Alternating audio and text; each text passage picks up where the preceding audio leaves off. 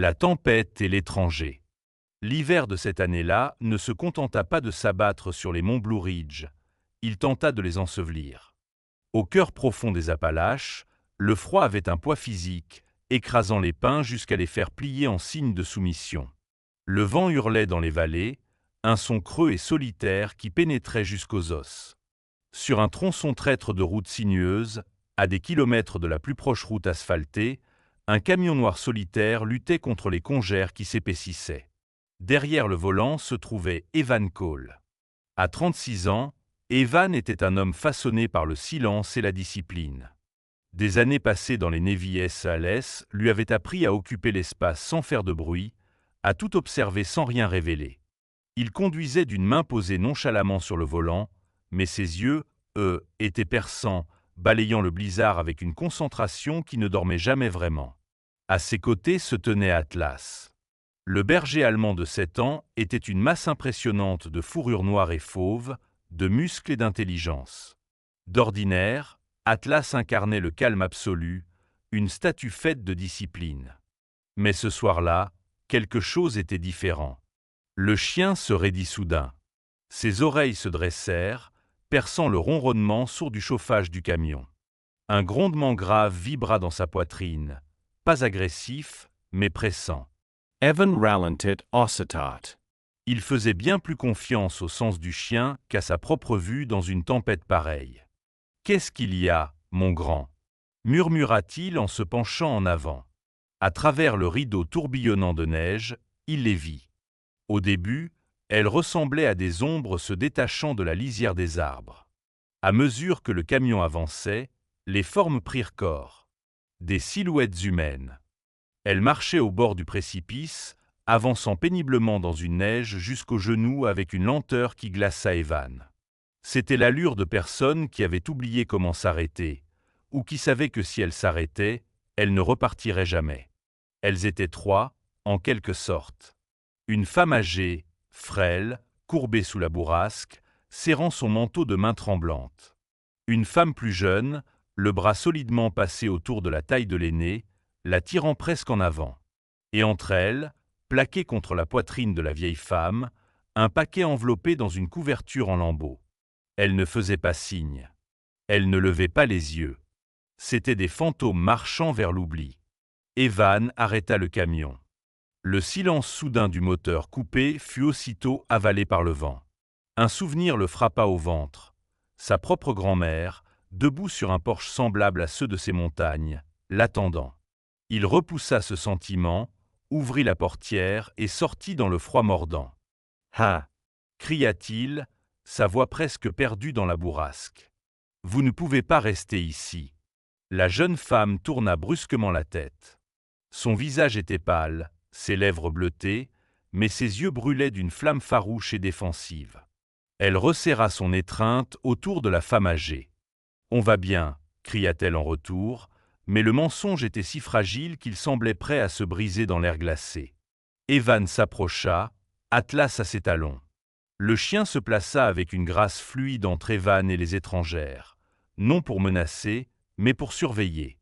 Evan vit alors les yeux de la vieille femme, vitreux, flous, flottants. Elle était déjà au premier stade de l'hypothermie. « Vous n'allez pas bien » dit Evan d'une voix calme et ferme. « Montez dans le camion. » Maintenant. La jeune femme hésita, regardant Evan, puis le chien impressionnant, puis sa mère. La vieille femme chancela, ses genoux cédèrent, et cela scella la décision. « D'accord » murmura la jeune femme.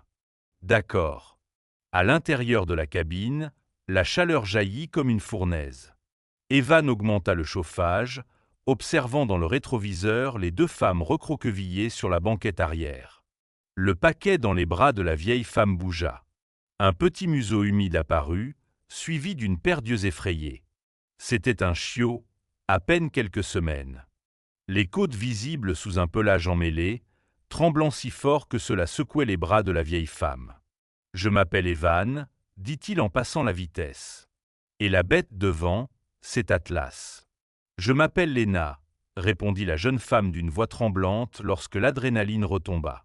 « Voici ma mère, Maggie. Et le petit, c'est Ash. » Où allez-vous? Demanda Evan en gardant les yeux sur la route traîtresse. Un silence plus lourd que la tempête s'installa à l'arrière. Nulle part, admit enfin Lena, le mot sonnant comme une défaite. Nous essayons d'atteindre le refuge de la ville voisine. Notre voiture est tombée en panne à 3 miles d'ici. Evan serra plus fort le volant. 3 miles. Par ce temps, c'était une condamnation à mort. Il ne les conduisit pas à un refuge. Il les emmena directement dans une petite clinique vétérinaire à la périphérie de la ville la plus proche. Les lumières étaient encore allumées, un phare dans la grisaille du soir. Il connaissait le vétérinaire, le docteur Price et l'infirmière-chef Nora. C'était le genre de personne qui ne posait pas trop de questions quand quelqu'un avait besoin d'aide. À l'intérieur de la clinique, l'air sentait l'antiseptique et le café. Nora prit aussitôt les choses en main, enveloppant Maggie dans des couvertures chauffantes et lui administrant des liquides. Le docteur Price examina Ash, posé sur un tapis chauffant. « Il est coriace », dit le médecin en écoutant le cœur du petit chien. Mal nourri et transi, mais il a de la combativité. Quand la couleur revint peu à peu aux joues de Maggie, Lena s'assit dans la salle d'attente, la tête entre les mains. Evan se tenait près de la porte, les bras croisés, tandis qu'Atlas reposait à ses pieds, observant le chiot avec une curiosité inclinée. « Nous n'avons pas d'argent pour vous payer, » dit Lena en regardant le sol, la voix creuse. « Et nous n'avons nulle part où aller ce soir. Les refuges sont pleins. J'ai appelé avant de partir. » Evan les regarda. Vraiment regarda. Il vit les chaussures usées, la peur masquée par l'épuisement, la façon dont Maggie tendait la main à l'aveugle pour s'assurer que le chiot était toujours là. Il était revenu dans ces montagnes pour vendre la cabane de sa grand-mère. Une affaire de succession, juste des papiers pour lui. La cabane était vide, froide, posée sur un terrain qu'il comptait laisser derrière lui. Mais en regardant Lena et Maggie, ces papiers semblèrent soudain insignifiants. « J'ai un endroit, » dit Evan. Lena leva les yeux, méfiante. « Nous ne vous connaissons pas. »« Non, » admit Evan. « Mais j'ai une cabane à environ 5 miles sur la crête. Il y a un toit, une cheminée, et elle est vide. Moi, je loge au motel en ville. Vous pouvez utiliser la cabane jusqu'à ce que la tempête se calme. » Ce n'était pas tout à fait vrai. Il avait prévu d'y dormir pour économiser de l'argent, mais il ne le lui dit pas. Lena l'observa, cherchant un mensonge. Elle regarda Atlas, qui laissait maintenant le petit chiot renifler sa gigantesque patte. Le chien poussa un léger soupir et posa son menton sur le sol, fermant les yeux. « Les chiens sont de bons juges de caractère », remarqua le docteur Price depuis le coin de la pièce en essuyant ses lunettes. Lena expira longuement, un souffle tremblant. « D'accord. Merci. » Le trajet jusqu'à la cabane se fit en silence. Lorsqu'ils arrivèrent, la structure surgit de l'obscurité, une ombre contre les arbres. C'était un endroit solide, bâti de rondins qui tenaient depuis 80 ans, mais il faisait un froid glacial à l'intérieur. Evan déverrouilla la porte et le groupe entra dans l'air rance et gelé. « Restez ici, » ordonna doucement Evan. « Je vais mettre le chauffage en marche. » Il se dirigea vers l'énorme cheminée de pierre, ses gestes efficaces et sûrs. En quelques minutes, un feu crépitait, projetant des ombres orangées dansantes sur les murs de rondins. La chaleur commença à envahir la pièce, chassant l'humidité glacée de plusieurs années de négligence. Maggie s'avança lentement vers le centre de la pièce. Ses yeux, plus clairs maintenant, parcoururent l'espace. Elle ignora les meubles poussiéreux et les toiles d'araignée. Son regard s'arrêta sur le coin le plus éloigné, où une grande forme de bois reposait sous une bâche. Elle s'en approcha et tendit la main. Elle retira la bâche. C'était un métier à tisser. Un ancien métier à tisser de sol, fait à la main, encore monté avec un ouvrage à moitié terminé qui attendait depuis 5 ans. Le métier de la grand-mère d'Evan. Maggie toucha le bois comme s'il s'agissait d'une relique sacrée. « C'est magnifique », murmura-t-elle. Ash, le chiot, se dandina jusqu'au feu et s'écroula sur le tapis, enfin au chaud. Atlas prit position près de la porte, fidèle sentinelle. Evan se tenait près de la cheminée, essuyant la suie de ses mains. Il y a du bois derrière. La pompe du puits fonctionne. Ce n'est pas grand-chose, mais c'est sûr. Il se tourna pour partir, ayant l'intention de retourner à son camion pour y dormir, mais la tempête s'abattit de nouveau sur la maison avec une fureur renouvelée. Le vent hurla, faisant trembler les vitres. Lena le regarda, puis regarda la fenêtre. « Vous ne pouvez pas conduire là-dedans, dit-elle. La route va disparaître. » Evan hesita. Il regarda le feu, la vieille femme qui caressait le métier à tisser, et les deux chiens, l'un immense, l'autre minuscule, déjà endormis côte à côte. « Je prendrai le canapé, dit-il doucement. Et pour la première fois depuis longtemps, la cabane ne semblait plus vide. La tisserande et le gardien. Le matin n'arriva pas dans un éclat de soleil, mais dans une clarté grise et silencieuse qui filtrait à travers les vitres givrées. La tempête s'était brisée, laissant le monde enseveli sous 60 centimètres de silence immaculé. Evan était levé avant les autres. C'était une habitude forgée par des années de service. Le matin servait à sécuriser le périmètre. Mais ici, le périmètre n'était qu'une rambarde de porche affaissée et une allée couverte de neige. Il trouva une pelle dans la remise et commença à dégager le passage, le rythme raclécheté de la neige devenant presque méditatif. Pour un homme habitué à tenir un fusil, la pelle lui paraissait étrangement lourde, mais le travail apaisait le tumulte dans sa tête. À l'intérieur, la cabane s'éveillait. L'odeur de la fumée de bois se mêlait à celle du porridge qui bouillonnait sur la cuisinière en fonte. Lena se déplaçait dans la cuisine avec une grâce hésitante, faisant de son mieux avec les maigres provisions qu'Evan avait rapportées de l'arrière de son camion. Maggie était déjà assise près du feu. Ash, le chiot, était réveillé et testait ses pattes. Il chancela sur les planches inégales, laissa échapper un petit aboiement aigu, puis trébucha aussitôt sur ses propres pattes. Atlas, allongé près de l'âtre comme un sphinx taillé dans le granit, ouvrit un œil. Il ne bougea pas lorsque le chiot se redressa et se mit à lui mâchouiller l'oreille avec enthousiasme. Le massif berger allemand se contenta de pousser un long soupir résigné et reposa la tête. C'était un geste d'une patience si profonde qu'Evan, observant par la fenêtre, sentit le nœud serré dans sa poitrine se desserrer. À midi, la cabane avait changé. Elle n'était plus seulement un abri. Elle commençait à vibrer de vie. Le métier à tisser dans le coin attirait Maggie. Elle tourna autour pendant des heures, les mains voltigeant comme des oiseaux nerveux. Finalement, elle s'assit. Elle examina l'ouvrage à moitié terminé, la poussière recouvrant les fils. « C'est lâche », murmura-t-elle d'une voix plus jeune que la veille. « La tension n'est pas bonne. » Evan entra, frappant la neige de ses bottes. « Ça peut se réparer ?»« Je crois, » répondit Maggie. Elle montra un boulon rouillé près de la base. « Ça doit être serré. » Et l'ensouple, elle est bloquée. Evan sortit une boîte à outils de sous l'évier. Pendant l'heure suivante, il n'y eut pas de parole, seulement le bruit du métal contre le métal et du bois gémissant qu'on ajustait. Quand Evan serra la dernière vis, Maggie passa la main sur les fils. Elle en pinça un. Il vibra, une note juste et claire. Elle prit la navette.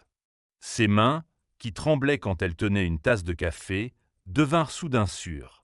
Elle lança la navette dans la foule, ramena le peigne d'un coup sec et recommença. Fowish. Tack. Fowish. Tack. Le rythme remplit la cabane. C'était le battement de cœur de la maison, un son qu'Evan n'avait pas entendu depuis 5 ans. Il regarda les rides d'inquiétude quitter le visage de Maggie. Elle n'était plus une vieille femme confuse, elle était une artisane à l'œuvre. Lena se tenait dans l'embrasure de la porte, son téléphone levé, enregistrant la scène en silence. Les larmes coulaient sur son visage, mais elle ne fit aucun bruit. 3 jours passèrent dans cette étrange réalité suspendue. Ils étaient coupés du monde par la neige, et pourtant aucun d'eux ne semblait pressé de partir. Puis, le monde extérieur revint les frapper de plein fouet. Tout commença par le rugissement d'un moteur montant trop vite, beaucoup trop vite, dans l'allée. Le gravier craqua sous des pneus agressifs. Atlas fut debout en un instant, l'échine hérissée, un grondement menaçant vibrant dans sa gorge.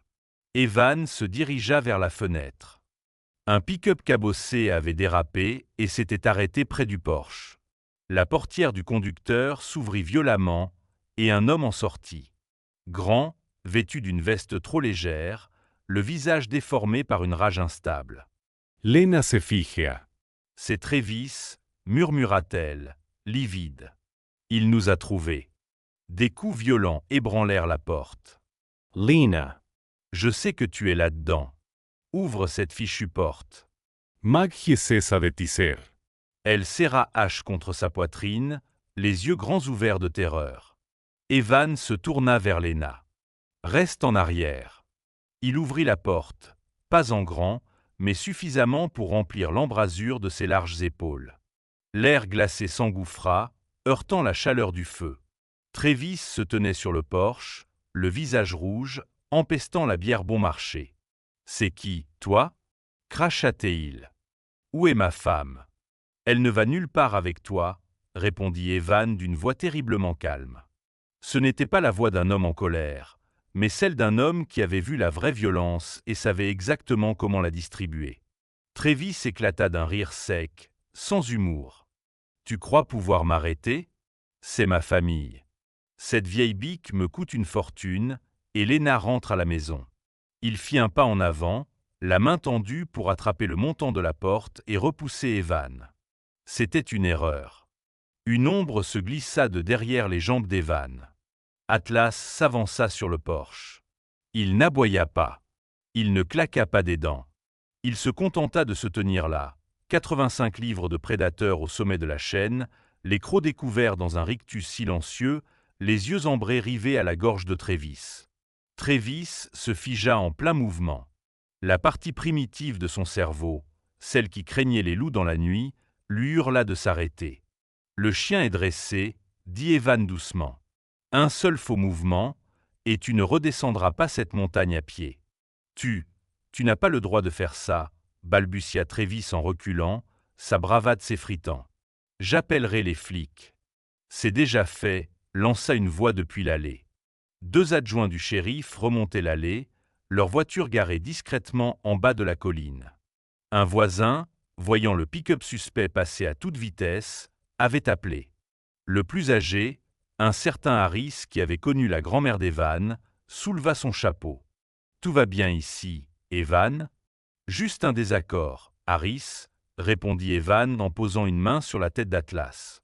Le chien se détendit aussitôt, tout en gardant les yeux sur Travis. Travis tenta d'inventer une histoire, un récit d'enlèvement et de vol, mais elle s'effondra dès que Lena sortit sur le porche. Elle se plaça à côté d'Evan, tremblante mais déterminée. « Je ne rentrerai pas avec toi, Travis, » déclara-t-elle clairement. « Maman n'ira pas dans un foyer. C'est fini. » La police escorta Travis hors de la propriété avec l'avertissement que s'il revenait, les charges ne seraient plus une discussion, mais une condamnation. Quand son camion disparut sur la route de montagne, le silence revint sur les Blue Ridge. Mais ce n'était plus le même silence. La peur avait disparu. Le printemps arriva lentement dans les montagnes. La neige se retira, révélant la terre sombre et riche et les jeunes pousses de fleurs sauvages. La vidéo que Lena avait filmée de Maggie en train de tisser se retrouva sur Internet. C'était une chose simple, juste des mains travaillant le fil, mais elle toucha une corde sensible. Les commandes commencèrent à affluer, d'abord quelques-unes, puis des dizaines. Les couvertures de Mamie Maggie devinrent une petite sensation. La communauté, d'abord méfiante envers les étrangères, se mobilisa autour d'elle. Un voisin apporta des sacs de laine brute. Un autre proposa d'aider Evan à réparer la rambarde du porche en échange d'une écharpe. La cabane, autrefois symbole d'isolement, devint un foyer de chaleur humaine. Maggie s'épanouissait. La routine du métier à tisser, la présence des chiens et la sécurité de la cabane avaient ancré sa mémoire. Elle avait encore de mauvais jours, mais ils étaient moins nombreux. Ash, devenu un jeune chien longiligne et plein d'énergie, était son ombre constante. Et Evan, Les papiers de la vente de la succession restèrent des semaines sur la table de la cuisine. Chaque matin, il les regardait. Chaque matin, il trouvait une raison de les ignorer. Le toit a besoin d'une réparation, se disait-il. Le bois doit être fendu. Un soir, la lumière dorée inondait la vallée. Evan était assis sur les marches du porche fraîchement réparé. Atlas était couché à ses côtés, regardant Ash courir après un papillon dans l'herbe haute. À l'intérieur, le claque-grondement régulier du métier à tisser battait comme un cœur. Lena fredonnait dans la cuisine. Evan prit les documents juridiques. Ils étaient nets, officiels et froids. Ils représentaient une rupture nette, un moyen de retourner à une vie de mission, de déploiement et de solitude. Il regarda les montagnes virer au violet dans le crépuscule. Il regarda la fumée s'élever de la cheminée. Il se leva, alla jusqu'au foyer extérieur dans la cour et jeta les papiers dans les flammes. Il observa l'encre se recroqueviller et noircir, les mots devenir cendres et s'élever dans le ciel du soir. Il n'allait nulle part. Il avait passé sa vie à se battre pour son pays, mais il avait enfin trouvé quelque chose qui valait la peine d'être vécu. Parfois, les miracles ne ressemblent pas à des buissons ardents ni à des mers qui s'ouvrent. Parfois, ils ressemblent à une route gelée, à un chien errant et à une porte ouverte à des étrangers dans une tempête. Dieu ne change pas toujours le temps pour nous sauver. Parfois, il veille simplement à ce que nous trouvions le bon abri et les bonnes personnes pour nous garder au chaud jusqu'à ce que le soleil revienne. Si vous regardez ceci et que vous avez l'impression de traverser votre propre tempête en ce moment, continuez simplement à faire ce pas de plus. Vous ne savez jamais qui vous attend au tournant pour vous ouvrir la porte.